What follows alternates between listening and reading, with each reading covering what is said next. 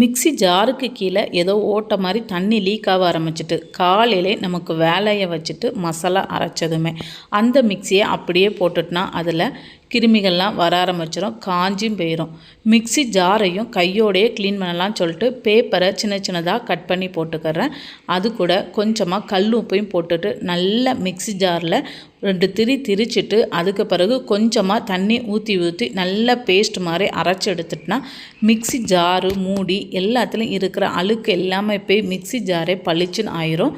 இப்போது மிக்ஸியும் கையோடு க்ளீன் பண்ணிக்கலாம். கொஞ்சம் ஆப்போ சோடா வச்சுருப்போம், அதை லைட்டாக அங்கங்கே தூவி விட்டுட்டு சாஃப்டாக இருக்கிற இந்த மாதிரி ஸ்க்ரப்பர் அல்லது நல்லா துணி ஸ்க்ரப்பரை எடுத்து நம்ம எல்லா பக்கமும் தேய்ச்சி விட்டு ஒரு 10 நிமிஷம் கழித்து ஒரு காட்டன் துணியை வச்சு தொடச்சி எடுத்துட்டுனா மிக்ஸி ஜாரில் அங்கங்கே படிச்சிருக்கிற கரை எல்லாமே நீட்டாக போய் பளிச்சுன்னு ஆயிரும்.